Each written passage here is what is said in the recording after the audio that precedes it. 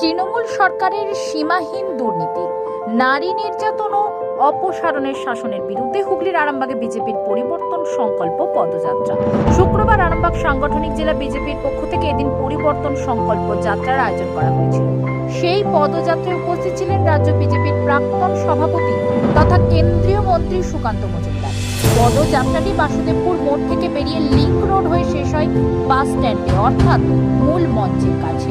সংকল্প যাত্রায় ছিলেন বিজেপি আরামবাগ সাংগঠনিক জেলার সভাপতি সুশান্ত কুমার মিনা, আরামবাগ বিধায়ক মধুসূদন পাক, কুশিয়া বিধায়ক বিমান ঘোষ, খানাকুল বিধায়ক সুশান্ত ঘোষ, গোঘাট বিধায়ক বিশ্বনাথ কারক থেকে শুরু করে সাংগঠনিক জেলার একাধিক নেতৃত্ব ও হাজার হাজার কর্মী সমর্থকেরা। সুকান্ত মজুমদার আরামবাগে এসে তৃণমূল সরকারকে তীব্র ভাষায় কটাক্ষ করে যান। কেন্দ্রীয় মন্ত্রী সুকান্ত মজুমদার সহ জেলা সভাপতি কি জানাচ্ছেন তাদের মুখ থেকে বিস্তারিত শুনুন। বিপ্লব রায় চৌধুরী মানে মৎস্যমন্ত্রী, দেখুন মৎস্যমন্ত্রী বলেছেন পেপার খুলতে নাকি ওনার ভয় লাগে, এখানে নারী নির্যাতন হয়। মুখ ফসকে কথা বলে দিয়েছেন, পরে আবার ওখান থেকে পার্টির কানমলা খেয়ে ফেরতও এসেছে। তবে এই ঘটনার মধ্যে দিয়ে একটা লাভ হলো যে বিপ্লব রায় চৌধুরী নামে যে একটা মন্ত্রী আছে এবং মৎস্যমন্ত্রী আছে সেটা আমরা জানতে পারলাম। আমি সত্যি কথা বলছি, আমি কোনোদিনও জানতাম না যে এই নামে কোনো মন্ত্রী আছে, কারণ তৃণমূলে একটাই পোস্ট, বাকি সব ল্যাম্প পোস্ট। এই ল্যাম্প পোস্টের কথা শুনে উত্তর দিয়ে লাভ নেই। বিএলওর তো কাজই শেষ, বিএলওর তো কাজই শেষ এখন, তাহলে আবার মৃত্যুর কারণ আবার কি হবে? পোস্টমর্টম হবে, মৃত্যুর কারণ কি দেখবে পুলিশ? দেখুন বাংলাদেশে যে ধরনের পরিস্থিতি তৈরি হয়েছে, এই সাম্প্রদায়িকতা ভারতবর্ষ সহ বিশ্বের তাবর তাবর ইউরোপের দেশগুলোতেও বাড়ছে। এই যে সাম্প্রদায়িক মনোভাব, এই সাম্প্রদায়িক মনোভাবকে সকলে মিলে প্রতিহত করতে হবে, সব ধর্মের মানুষকে মিলে, তবেই এই পৃথিবী বাঁচবে, নাহলে আগামী দিনে পৃথিবীর সামনে বড় বিপদ।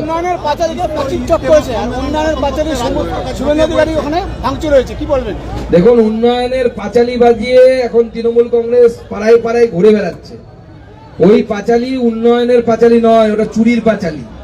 কোথায় কোথায় তৃণমূল চুরি করেছে তার হিসেব দেয়া আছে, আমরা ওটাই নোট করে দেখাবো যে ওখানে কোথায় কোথায় কোন নেতা কত কাটমানি খেয়েছে। ওটা চুরির পাঁচালি, ওটা উন্নয়নের পাঁচালি নয়।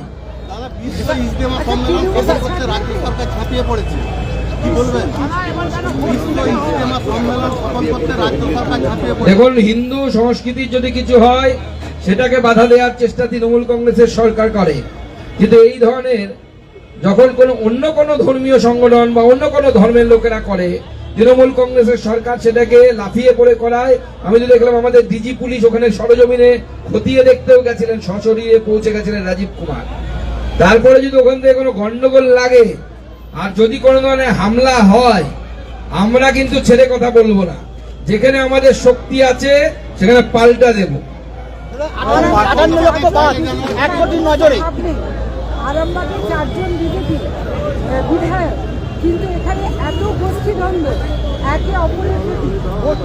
বিজেপিতে কোনো গোষ্ঠীদ্বন্দ্ব বলে হয় না, কারণ বিজেপি শুনুন, বিজেপির ভোট নেতা ভিত্তিক নয়, নীতি ভিত্তিক।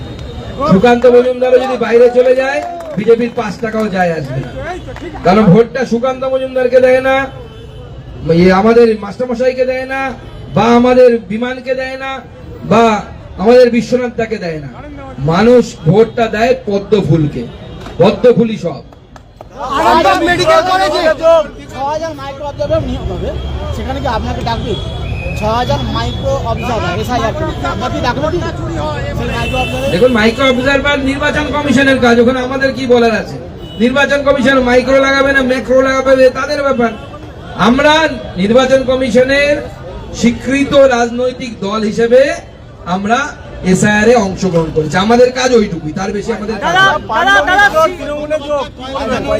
স্বর্ণমিত্র অন্য কোথাও ছিল নাকি আমার তো জানা নেই।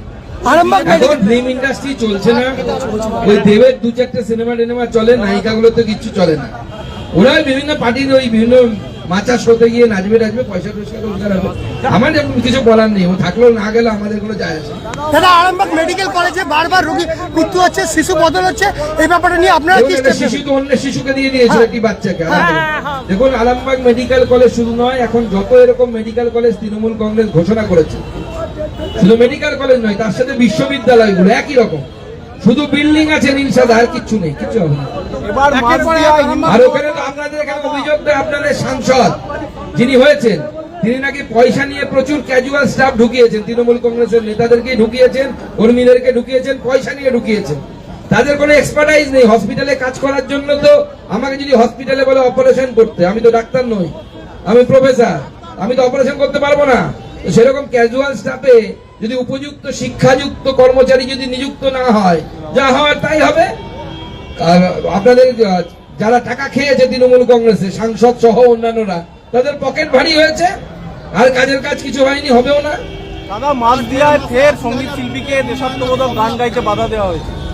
এখন দ্বিতীয় বাংলাদেশ হতে চলেছে পশ্চিমবঙ্গ, এখন যা পরিস্থিতি।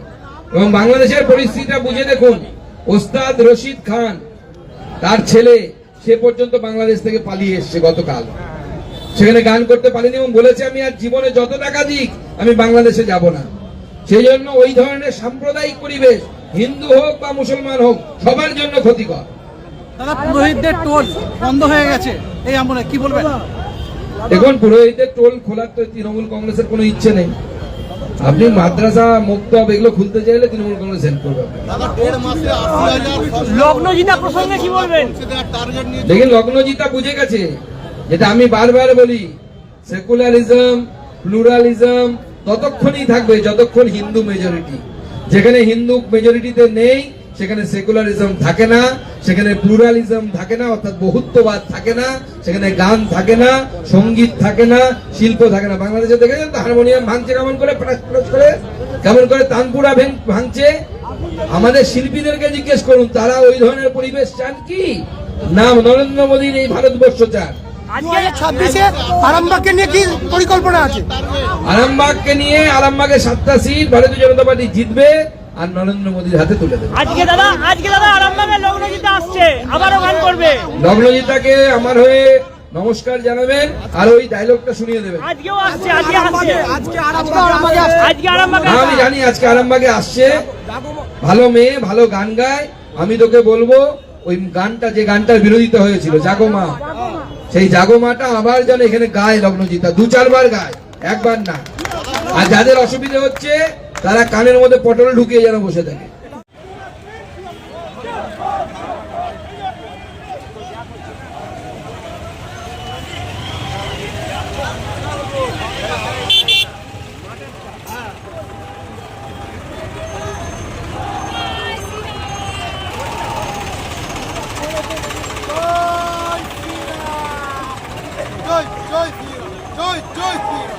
জয় শ্রীরাম।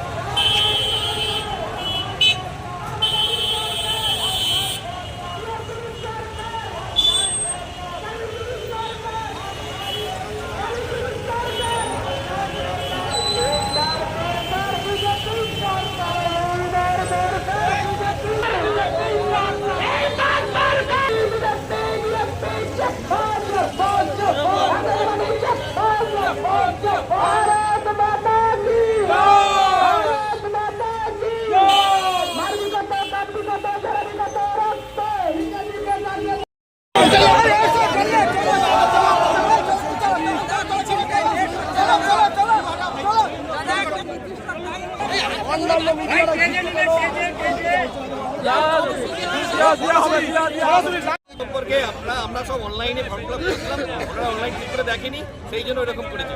আমাদের কোনো অনলাইন ছাড়া আমরা অ্যাপ্লিকেশন অনলাইনে দিই, হার্ড কপিও দিই। আমি কবি এটা কিছুই থাকে না, আপনারা চেক করে নেবেন, অনলাইন চেক করে আমরা অ্যাপ্লিকেশন ওখানটা জায়গাটা প্যাসেজটা ছোট বলে আমরা দুটো দিয়ে অ্যাপ্লিকেশন করে রেখেছি। যখন যেমন লোক হবে আমরা সেই জায়গাটায় করবো। আমরা আজ থেকে 20 দিন আগে থানাতে এবং পিডব্লিউডি এবং পৌরসভাকে জানিয়ে দিয়েছি যে আমরা এই জায়গায় করবো, কিন্তু আমরা যে সময় নিয়েছি ওনারা চেক করে নিই, আর যে মেলে দিয়েছি সেটা ওই পৌরন মেল নয়, যার কারণে এটা হয়েছে। কিন্তু তা বলে এই নয় যে সরে গেছে, ওটাও নয়।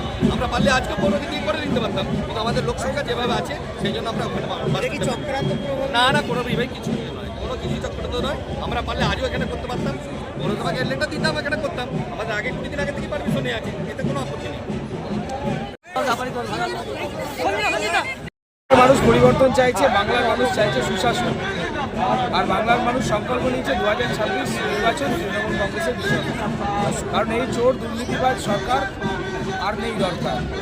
সর্বক্ষেত্রে চুরি, শিক্ষা, স্বাস্থ্য, আর এখন আবার ওই যে কি পাঁচালি বেরিয়েছে না, উন্নয়নের পাঁচালি, এটা উন্নয়নের পাঁচালি নয়, অ্যাকচুয়ালি হচ্ছে তৃণমূল কংগ্রেস নেতাদের কতটা উন্নয়ন হয়েছে সেই সব পাঁচালি। আমরা এটা পাঁচালি হেড করিয়েছি যে রাজ্য সরকারের উন্নয়নের ক্ষতি হয়। নিশ্চয়ই আমার ফেসবুক পেজে সকলে দেখেছে, তো আশা করবো আপনারাও এই পাঁচালিটা সকলের সামনে তুলে দেবেন। বন্দে মাতরম।